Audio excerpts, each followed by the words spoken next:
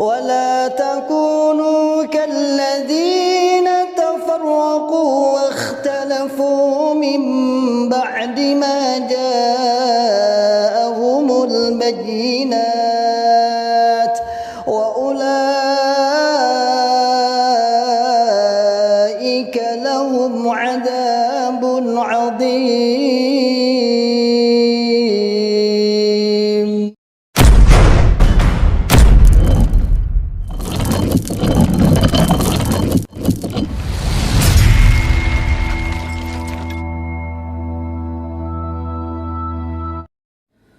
Assalamualaikum warahmatullahi wabarakatuh.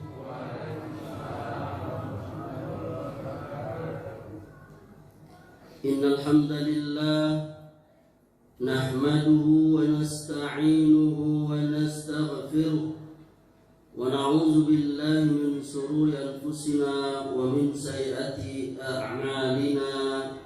Man yahdihillahu fala mudilla lahu ومن يضلل فلا هادي له وأشهد أن لا إله إلا الله وحده لا شريك له وأشهد أن محمدا عبده ورسوله صلى الله عليه وعلى آله وسلم.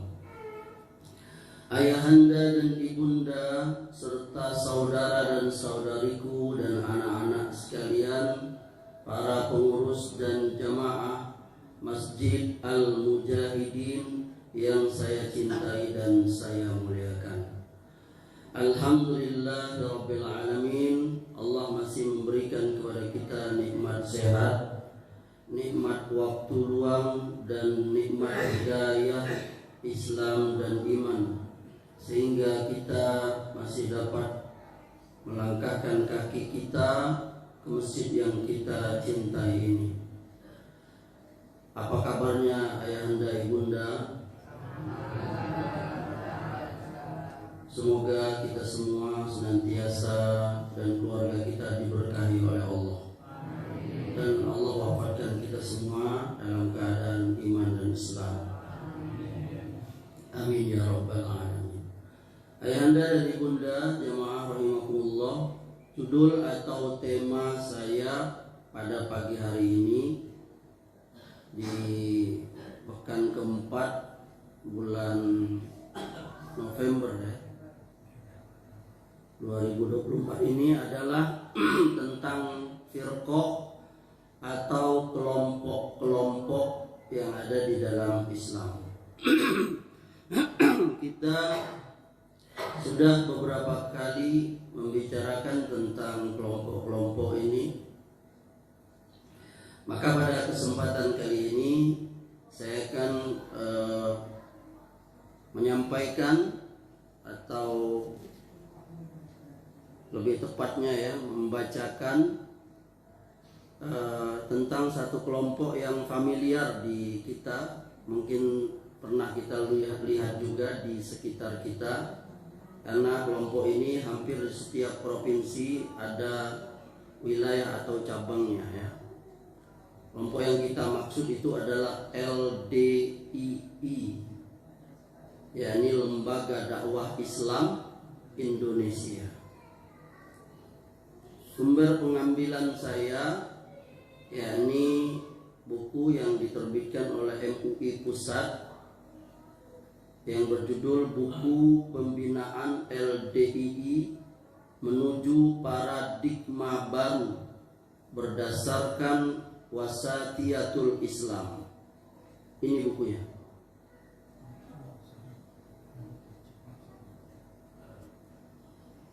Udah lihat? Udah ibunda nggak kelihatan? Nah, dipicingkan matanya.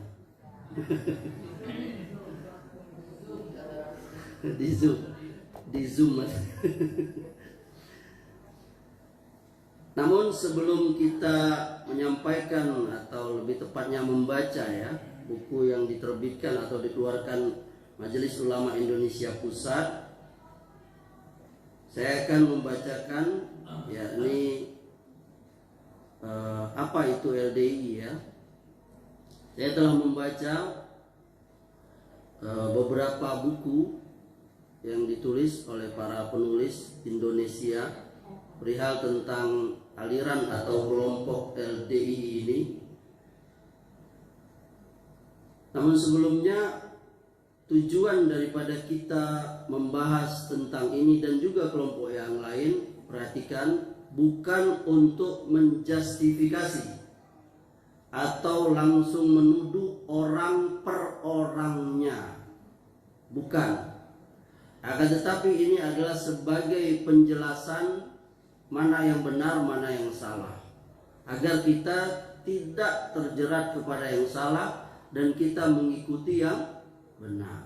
Itu tujuannya, bukan untuk menuduh orang per orang. Kau nih misalnya sesat, bukan. Karena orang per orang itu dia bisa, karena dia orang awam, belum tahu, sama seperti kita. Boleh jadi dia seseorang itu salah dalam berijtihad atau mengikuti dan seterusnya dari hal-hal yang dimaklumi di dalam agama kita. Saya mengambil yakni sejarah tentang LDI ini adalah satu buku yang ditulis oleh Ustadz Muhammad Amin Jamaluddin yang berjudul Kapita Selekta Aliran-Aliran Sempalan di Indonesia. Buku ini diterbitkan oleh penerbit Lembaga Penelitian dan Pengkajian Islam atau LPPI. Ini ada di Pasar Rumput di Jakarta ya, di Senen ya. Salah satu anggota yang terkenal itu Ustadz Hartono Ahmad Jais ya. Itu pakar aliran-aliran sesat. Beliau ada buku yang bestseller itu terbitan penerbit Al-Kausar, namanya Aliran-Aliran Sesat di Indonesia. Udah lama begitu ya. Udah berapa kali terbit. Yang saya miliki ini cetakan pertama Agustus 2002 atau Jumadi awal 1423 Hijriah. Ini bukunya. Kelihatan Ibunda? Berarti mata Ibunda masih awas. nanti lihat di video saya ya, di YouTube saya. Nanti saya kirim ke Kang Deddy. Ibunda ini subscribe channel YouTube Amri ya? Serius? Alhamdulillah. Nambah juga saya. Hah? Fotokopi ya nanti insyaallah ya. Ayahanda ibunda sekalian, LDI atau Lembaga Dakwah Islam Indonesia ini dia adalah nama baru ya, karena dia ada sebelumnya memiliki beberapa nama dari sebuah aliran yang besar di Indonesia ini, yang selama ini dia sudah sering bergonta-ganti nama. Karena memang dia telah pernah dilarang oleh pemerintah kita, yakni pemerintah Indonesia. Lembaga ini, yakni organisasi ini, dia didirikan oleh mendiang, ya, orang yang bernama Nur Hasan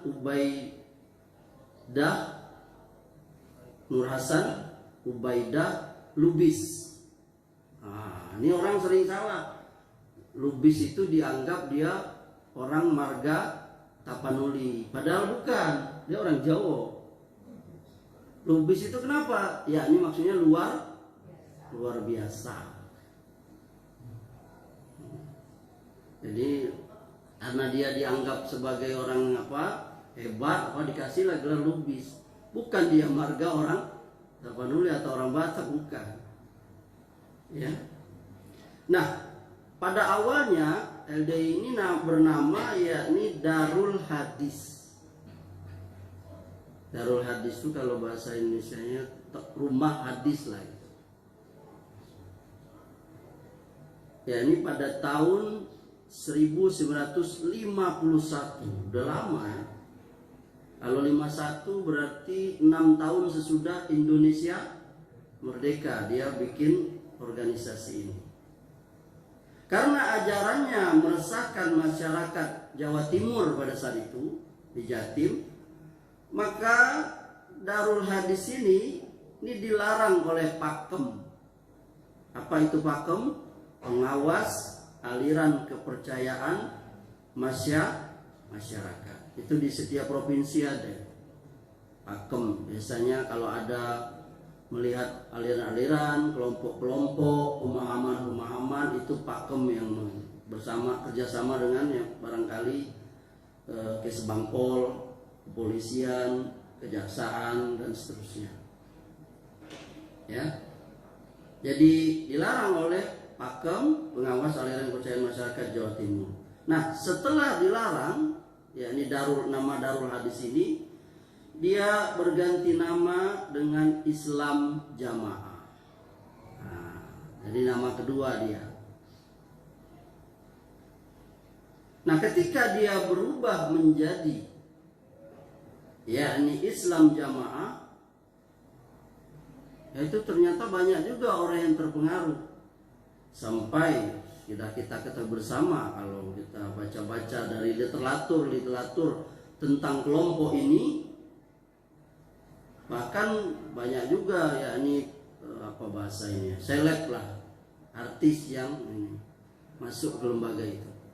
Yang kita tahu bersama itu ada dulu tuh almarhum Benyamin, ya, Hidayat Royani, Kinan Nasution, dan lain-lainnya. Ini para artis terkenal itu dan penyanyi itu, ya, masuk aliran itu karena tertarik dengan ajaran yang ada di kelompok itu.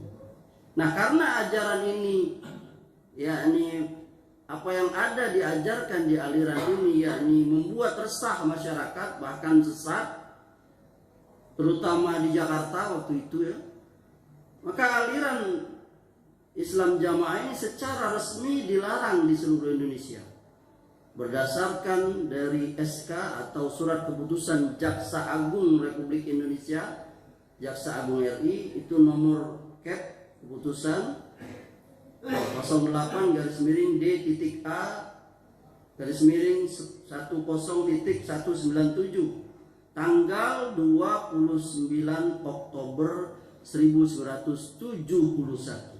Nah, saya belum lahir. Ya, jadi udah dilarang. Ya, ini saat namanya itu Islam Jamaah, dilarang oleh Kejagung, Kejaksaan Agung. Nah, karena sudah dilarang di seluruh Indonesia dengan SK Kejagung itu, maka imamnya ini, yakni Nur Hasan Ubaidah Lubis tadi itu, ya, maaf yang marga Lubis ya kalau ada, ya, bukan ini, ya, dia cari taktik baru gitu. Lalu dia merubah namanya itu, yakni menjadi apa, Lemkari. Nah, itu di bawah apa namanya, beliau berubah lagi namanya menjadi Lemkari. Apa itu Lemkari? Ya, Lembaga Karyawan Dakwah Islam. Nah, itu. Jadi pertama tadi apa namanya, Darul Hadis, Islam Jamaah, lalu berubah menjadi Lemkari, Lembaga Karyawan Dakwah Islam. Nah, Lemkari ini pun ternyata meresahkan masyarakat. Ya, pastilah masyarakat kalau ada aliran atau pemahaman yang beda, ya kan, yang aneh, berbeda dengan sebagian besar, pasti akan timbul tanyanya apa nih? Salah di orangnya atau memang salah di ajarannya? Maka timbullah itu, meresahkan itu. Maka dia, aliran ini dibekukan lagi. Kali ini oleh Gubernur Jawa Timur yang bernama Pak Sularso. Ada di situ nama Sularso? Tidak ada, ya? Kalau ada, beliau. Jadi Gubernur Jawa Timur pada saat itu, yakni Sularso, dengan surat keputusan SK nomor 618 tahun 1988, ya, yakni lebih tepatnya tanggal 24 Desember 1988. Dan pembukuan organisasi mulai berlaku 25 Desember tahun 1988. Dibukukan lagi yang namanya Lemkari. Nah, ternyata pada musyawarah mereka, yakni musyawarah Lemkari yang keempat di Asrama Haji Pondok Gede Jakarta, itu pada bulan November 1990. Lemkari ini diganti namanya menjadi LDII, ya, Lembaga Dakwah Islam Indonesia. Dari apa? Lemkari, jadi LDII. Ini atas anjuran yakni Mendagri pada saat itu. Karena biasa aliran-aliran itu biasanya mereka merapat ke tokoh-tokoh pemerintahan atau apa untuk dapat simpati lah, ya. Biasa itu kan. Sama kemarin apa Alza itu ya. Supaya alasan beliau nggak rancu sama Lemkari yang lembaga Karate Do Indonesia itu ya kan. Ada kan juga Anda ada yang atlet nggak? Atlet bela diri itu kan ada Lemkari juga. Tapi lembaga Karate Do Indonesia, bukan lembaga karyawan itu tadi, dakwah Islam tadi itu bukan. Itu lembaga Karate Do dirubah dari LDI. Sebenarnya LDI ini juga karena ada lembaga Islam yang namanya DDII, Dewan Dakwah Islamiyah. Nah, juga. Maka sering salah juga. Saya kan anggota Dewan Dakwah Islam Indonesia provinsi. Saya sering bisa Bang Amri ini ya LDI lah, bukan LDII, DDII ya kan. Kalau di Bengkulu ini Dewan Dakwah ini ada di Orang Harapan. Nah, di dalam majalah Amanah nomor 63 tanggal 2 sampai 15 Desember 1988 ada dikemukakan data perkembangan, ya, Islam Jamaah waktu itu namanya, yakni dengan judul artikelnya itu Resah di Balik Jubah Lemkari, bahwa sampai tahun 1972 Islam Jamaah sudah mendirikan masjid 1.500 buah di 19 provinsi di Indonesia. Banyak. Di Bengkulu ini aja lihat tuh yang di mana di kebun Ebeng. Tahu ya Anda ya? Bagus-bagus masjidnya. Nanti kita bahas kenapa dia bisa bangun masjid itu. Salah satunya ada infak wajibnya itu anggotanya ini 10%. Nanti ada dibahas oleh MUI pusat nanti. 1.500 banget. Tahun itu 88. Sama kayak Al Zaitun kemarin kita lihat masjidnya sangat besar, menaranya tinggi, miliaran itu. Memang udah dananya itu ya. Nah, dan juga mendirikan beberapa pondok pesantren besar, megah. Memang mereka cetak itu kadernya itu Islam Jamaah itu pada saat itu ya.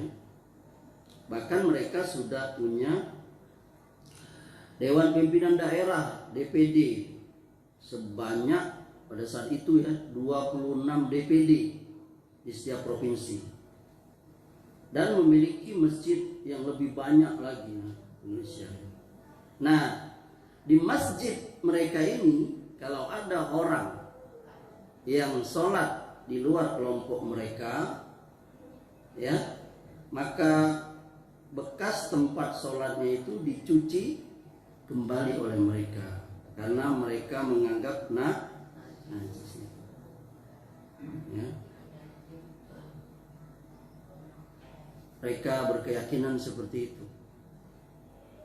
Dan Amri pun pribadi waktu ABG dulu, masih nyantri dulu, kebetulan ada tempat saya sama kawan-kawan tuh.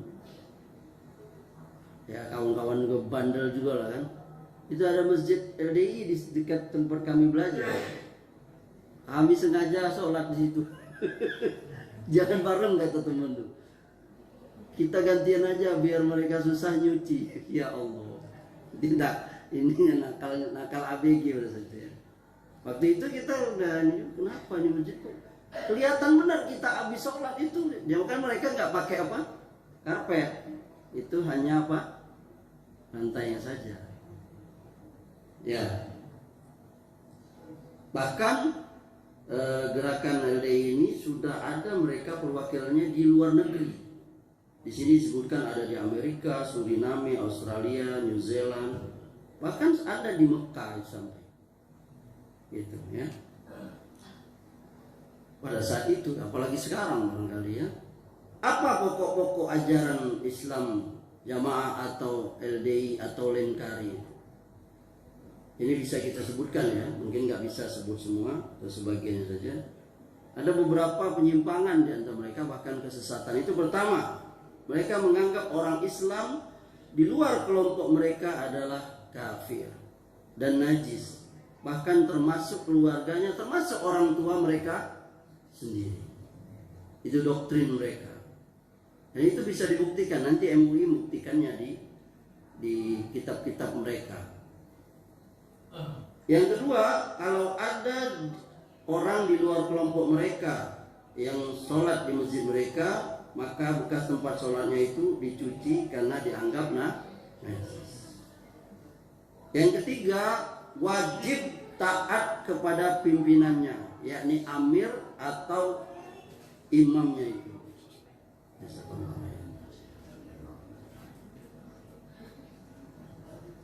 Yang keempat, ibunda, mati dalam keadaan belum baiat kepada amir atau imam LDI, maka itu dianggap mati jahiliyah. Ya.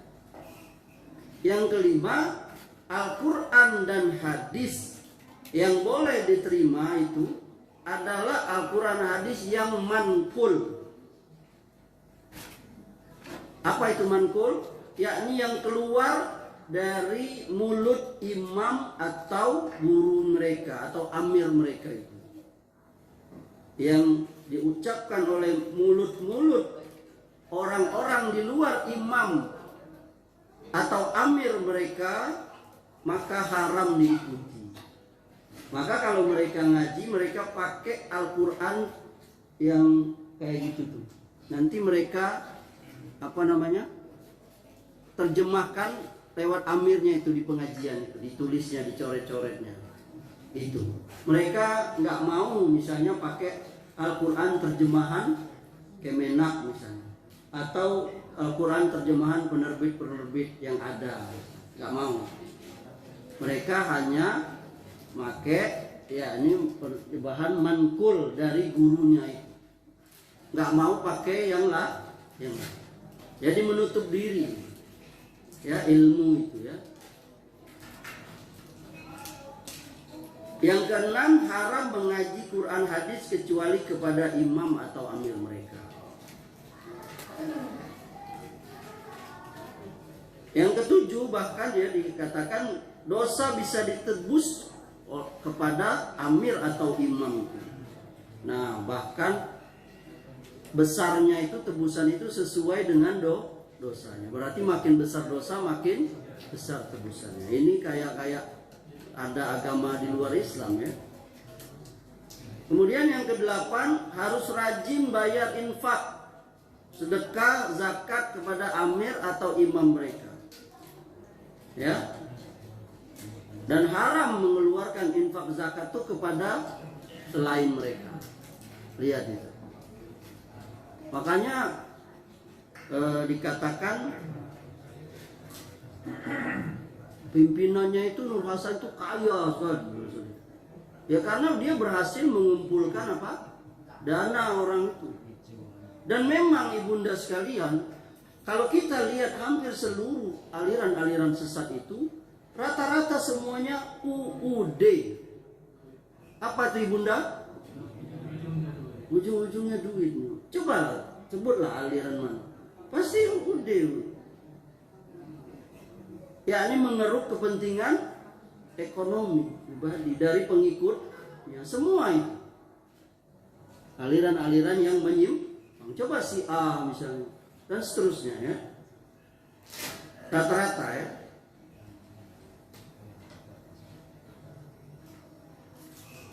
Dan seterusnya banyak sekali ya.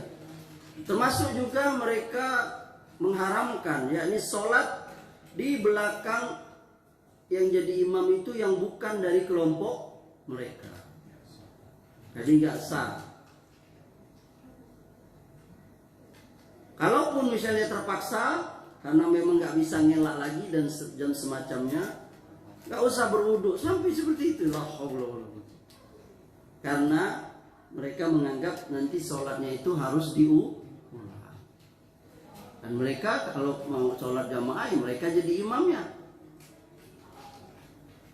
Kalau ini nggak mau. Kalau kita kan ya sholat di mana aja. Kalau mungkin agama non-muslim, ya kan saya juga anggota FKUB. Saya pernah bertanya dengan kawan-kawan agama lain. Ternyata mereka nggak bisa sembarangan ibadah.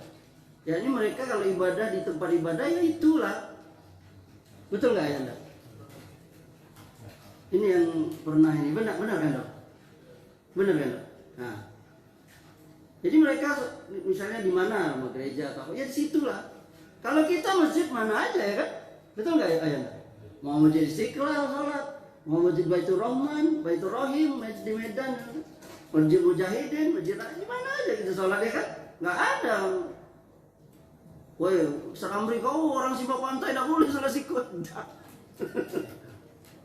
Mau sholat di Nabawi, bukan di Maroko, bahkan di Inggris juga kalau di masjid boleh itu sholat. Ya ini selama itu masjid, karena masjid itu milik Allah, bukan milik tertentu. Mungkin pemeliharaannya atau penjagaannya, perawatannya mungkin dimiliki oleh misalnya kelompok tertentu, ormas tertentu. Tapi yang sholat di situ siapa saja boleh sholat, nggak ada larangannya. Berarti dari sini kita meyakini salah satu kelompok sesatu mereka nggak mau sholat di tempat masjid yang lain, hanya mau sholat di masjid mereka, dan orang tidak boleh sholat di tempat mereka. Itu sudah tuh masuk indikasi aliran sesat. Termasuk juga mereka mengharamkan nikah dengan orang di luar golongan mereka.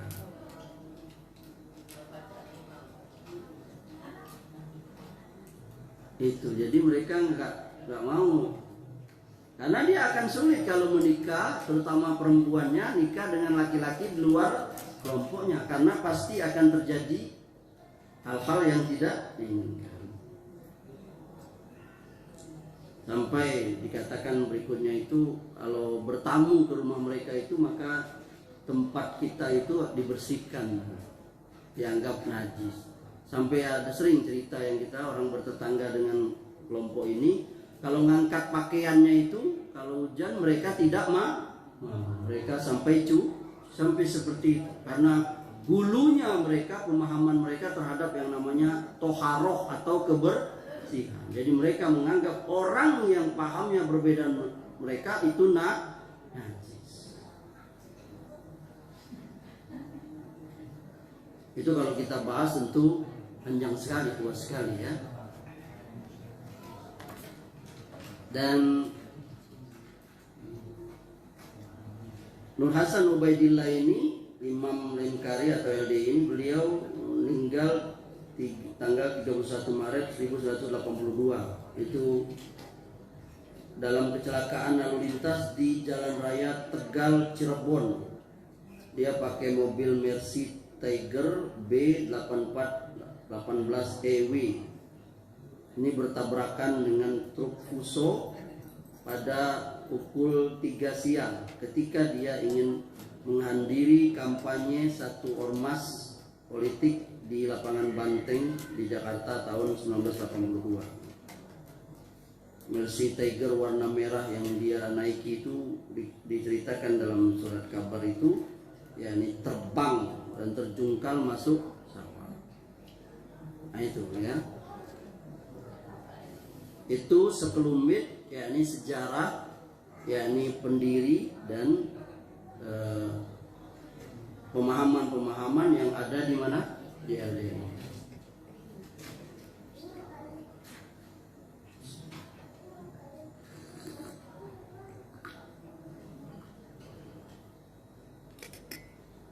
Baik ayahanda dan ibunda jamaah rahimakumullah, kita akan lanjutkan yakni membacakan buku pembinaan LDI menuju paradigma baru berdasarkan wasatiyatul Islam.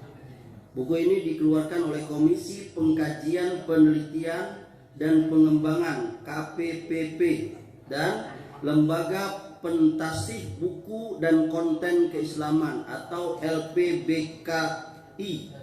Majelis Ulama Indonesia tahun 2023, berarti baru, yakni baru tahun kemarin. Buku yang saya miliki ini cetakan kedua edisi revisi bulan November 2023. Di sini ada nama-nama besar yang warawiri ya di televisi. Kalau kita lihat, kalau ada soal-soal agama yang bertanggung jawabnya salah satunya Kiai Haji Miftahul Akhyar, pengarahnya itu salah satunya Profesor Dr. Haji Utang Ranuwijaya MA dan lain-lain. Ya, ada juga di sini tim ahlinya, ada pembaca ahli yang rata-rata gelarnya itu doktor atau profesor. Di sini ada disebutkan ada 12 pemahaman yang salah, keliru, bahkan menyimpang, bahkan sesat dari LDI.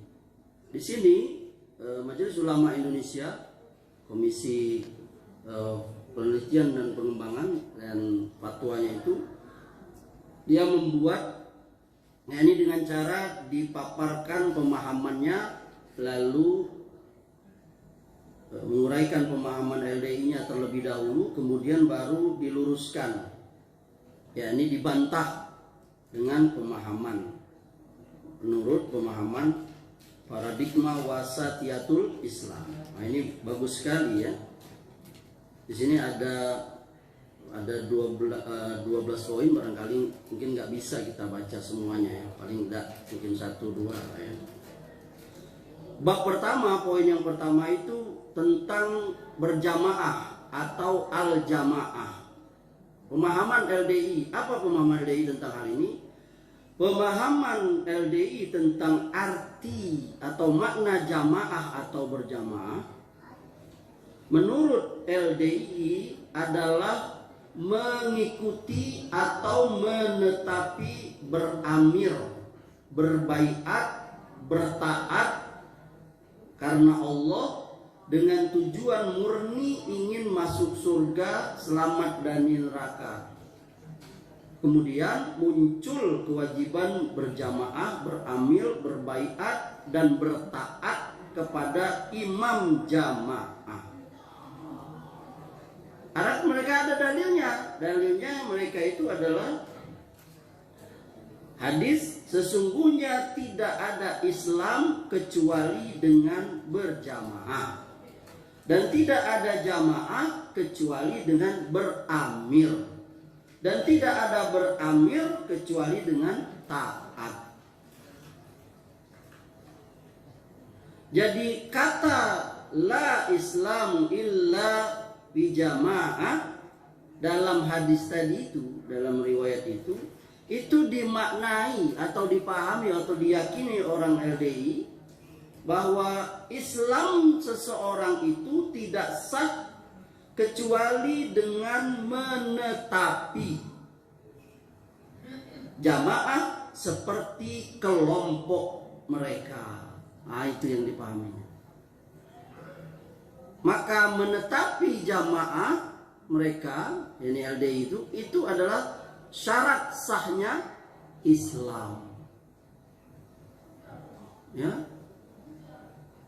walaupun seseorang itu tidak melakukan rukun Islam, ya, maksudnya walaupun seseorang itu sudah atau telah melakukan rukun Islam, tapi kalau dia belum berbaiat kepada imam atau jamaah LDI itu, maka Islamnya batal.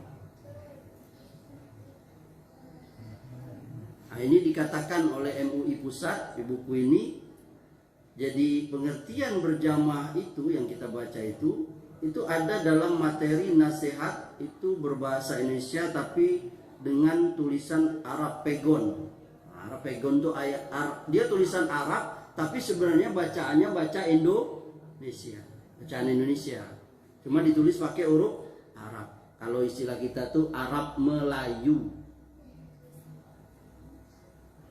Nah, itu biasa dibacakan, yakni pemahaman tadi itu pada pertemuan tiap 1 bulan sekali. Nah, itu kata MUI. Ketika bisa menetapi jamaah, dijamin masuk surga, selamat dari neraka. Dan apabila tidak menetapi jamaah, tidak masuk surga dan wajib masuk neraka. Sebaliknya, jika tidak menetapi jamaah, Islamnya tidak sah dan amalannya tidak diterima oleh Allah, bahkan dimasukkan ke neraka. Itu permohonannya. Ini bukan Amri yang ngomong, Ibunda. Bukan saya, salah pula. Kan saya yang ngomong. Kalau Ibunda nggak percaya, searching aja di Shopee ada buku ini. Ya. Oleh karena itu, bagi LDI menetapi jamaah hukumnya wajib, yang artinya apabila dikerjakan akan dapat pahala, kalau ditinggalkan dapat siksa dosa. Kewajiban menetapi jamaah menurut LDI sama seperti menetapi, yakni melaksanakan kewajiban sholat, puasa, zakat, haji bagi yang mampu. Dengan begitu maka seseorang hidupnya menjadi halal. Ini di mana ini? Ini disebutkan oleh MUI. Sumbernya itu di buku mereka itu yang berjudul Meningkatkan Faham Jamaah dan Menjaga Kemurnian Quran Hadis Jamaah. Itu judul buku mereka itu. Ya. Ini terbitan Cinta Alam Indonesia tahun 2015. Halaman 56 sampai 57. Itu.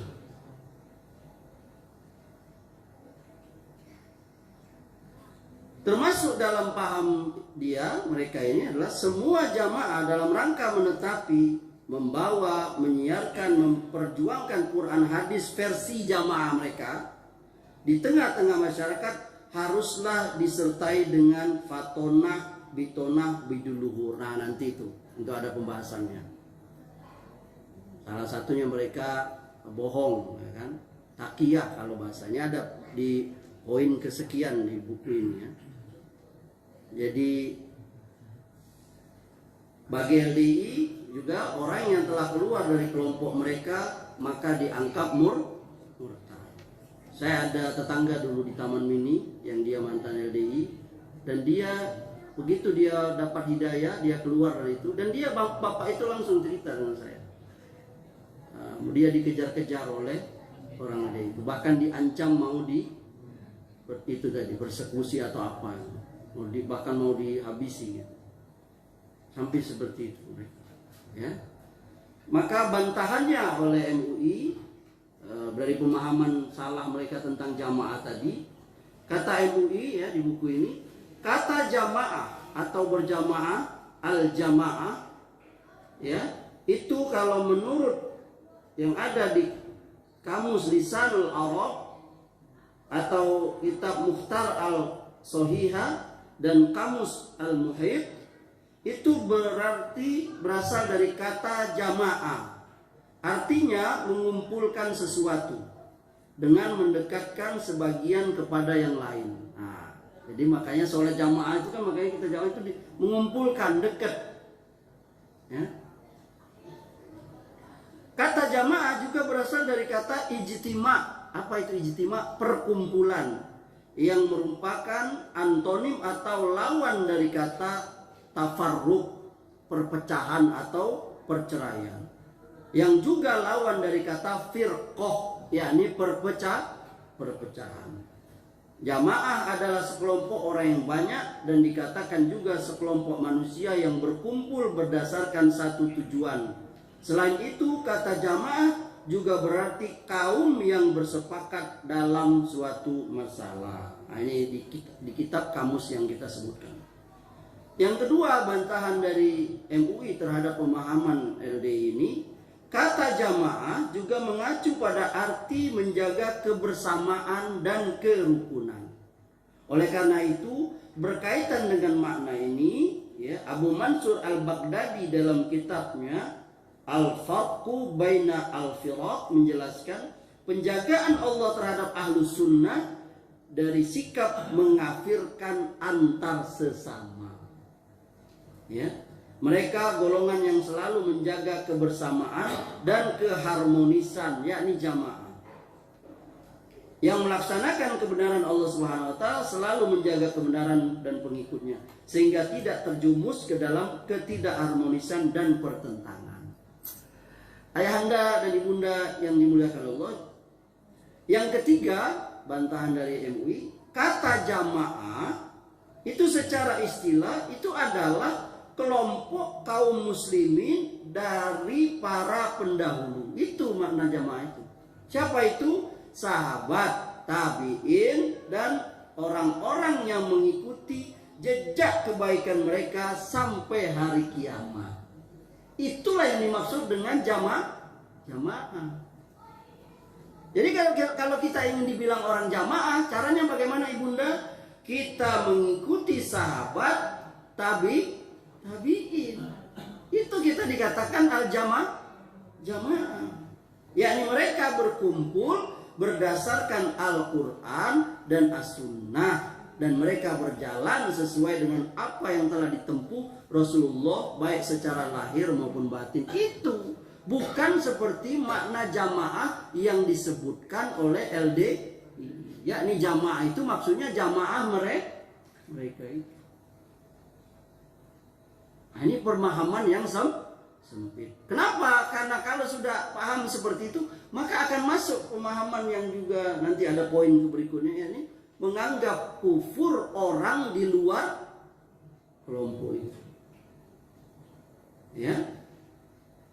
Bahkan di sini disebutkan definisi jamaah yang lebih terbatas itu berdasarkan hadis Rasulullah SAW adalah apa yang telah disepakati oleh para sahabat Rasulullah SAW pada masa Khulafaur Rasyidin. Nah, itu disebut jamaah. yakni apa yang telah disepakati oleh Abu Bakar, Umar, Utsman dan Ali. Bukan spesifik kelompok tertentu seperti yang dipahami oleh LDII. Kenapa? Karena yang dimaksud itu adalah umat yang mengikuti ajaran Nabi dan sahabat. Itu yang betul. Bukan mengklaim bahwa hanya kelompok dia saja yang masuk surga seperti yang kita telah bacakan tadi itu. Bahkan kalau kita kembangkan disebutkan di sini istilah jamaah itu sering digandengkan dengan istilah sunnah. Ahlu sunnah wal jamaah. Ini adalah term sendiri ya. Ya ini ahlu sunnah wal jamaah. Ada yang sering meningkatnya jadi aswaja. Kenapa perlunya penyebutan ini? Sebenarnya enggak, kita tuh hanya cukup ini saja apa? Sebenarnya nama itu cukup Islam saja. Cuman karena memang sesudah Nabi wafat, seperti yang telah dikabarkan oleh Nabi, nanti umatku akan terpecah menjadi 73 firqah.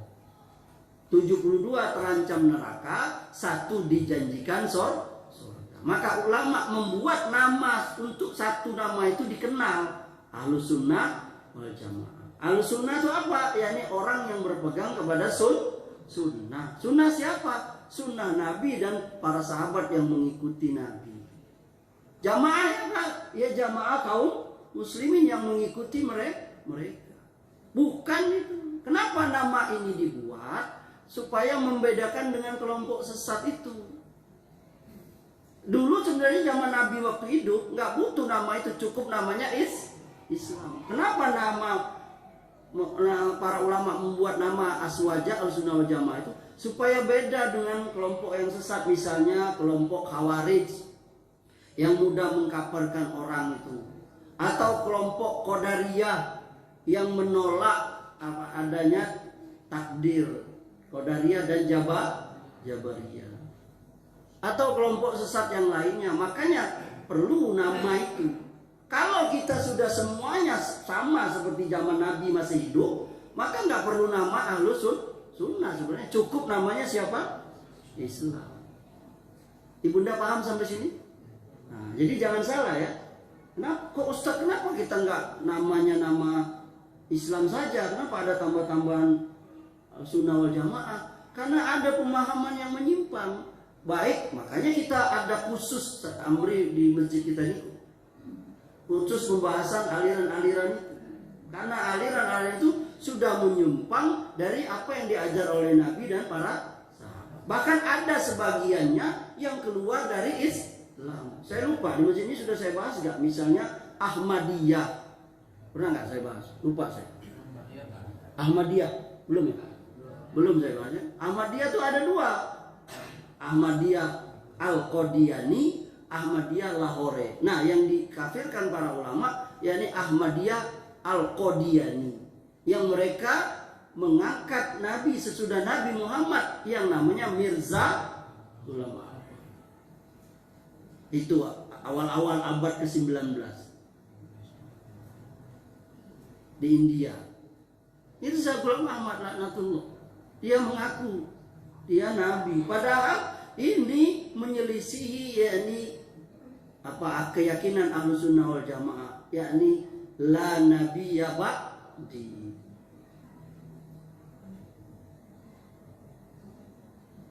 Jadi tidak ada nabi sesudahku. Bahkan di dalam Al-Quran, wa khataman nabiyyin, yakni nabi itu adalah khotamnya, penutupnya para nabi. Tidak ada lagi nabi. Nah, ini kan sesat. Makanya perlu ada sebutan untuk kelompok yang selalu berada di jalan kebenaran Ahlus Sunnah wal Jamaah. Itu Ibunda.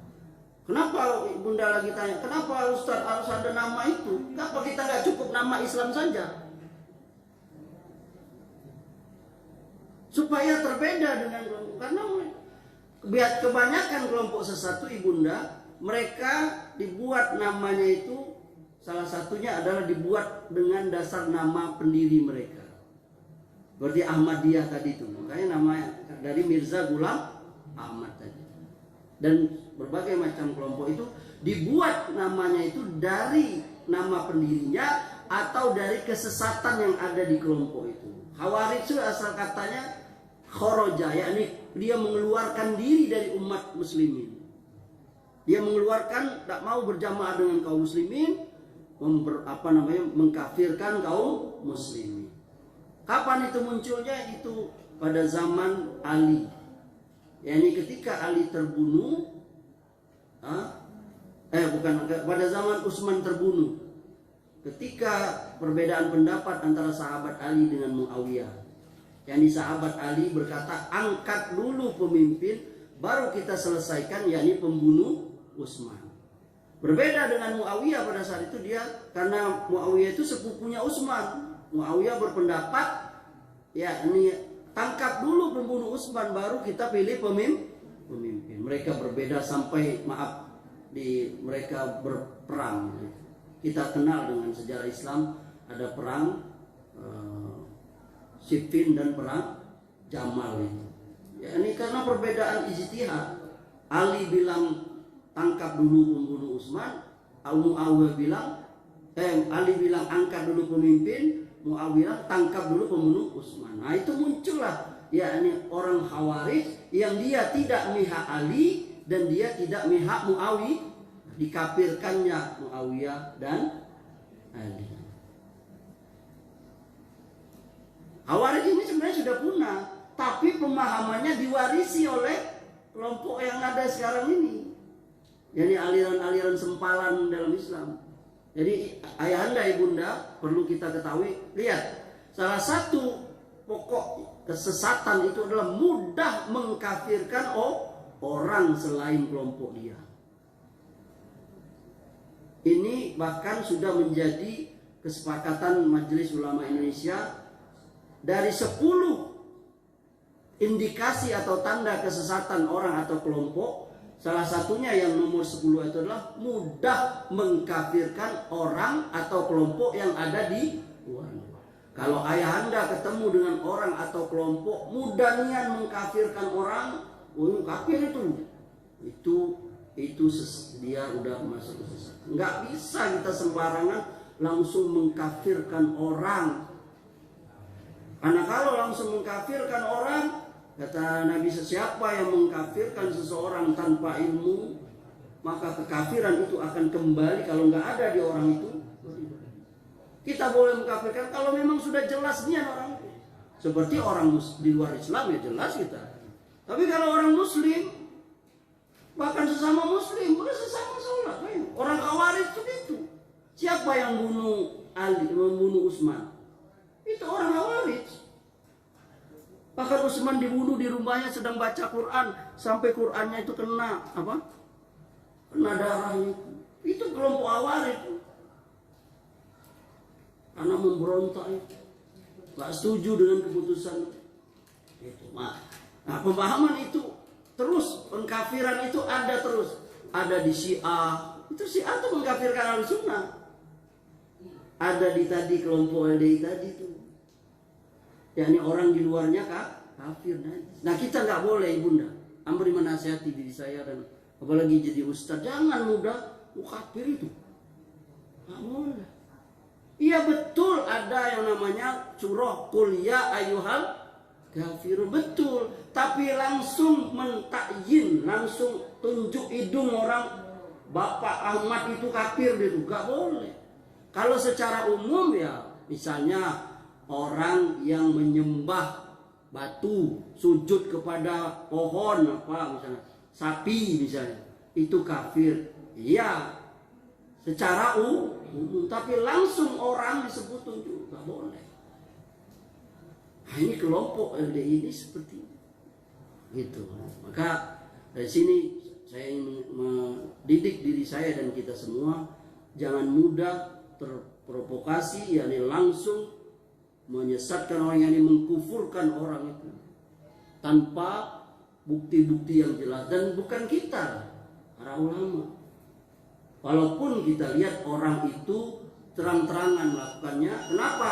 Karena boleh jadi orang itu melakukan kesalahan. Pertama boleh jadi karena belum tahu, karena boleh jadi yang kedua khilaf. Maka perlu penjelasan, perlu ditegakkan hujah, dikasih tahu, Mas ini perbuatan, perkataan, keyakinan kufur ini, kenapa Anda lakukan? Oh saya ini, oh ini salah pemahaman Anda, gitu. Itu ulama itu yang bisa menjelaskannya. Baru sudah dia paham, dikasih tahu, masih juga ngel, baru itu. Nah, barangkali ini karena sudah bel kelas kita berbunyi, para murid ingin ada yang ke kantin dan ingin ada pekerjaan yang lain, ya, istirahat. Barangkali kita cukupkan. Apa ada yang ingin bertanya atau ada yang ingin menambahkan ayah ibunda perihal apa yang kita sampaikan ini?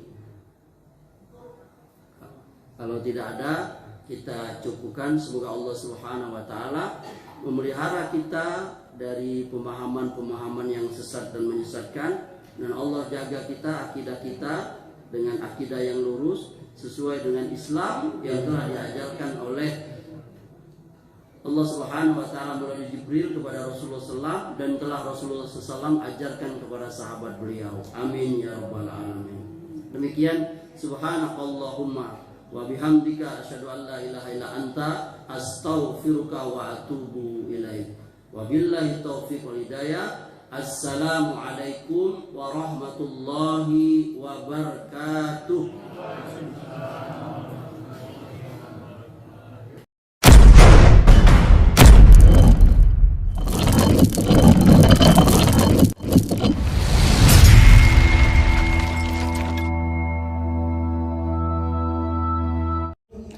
ولا تكونوا كالذين تفرقوا واختلفوا من بعد ما جاءهم البينات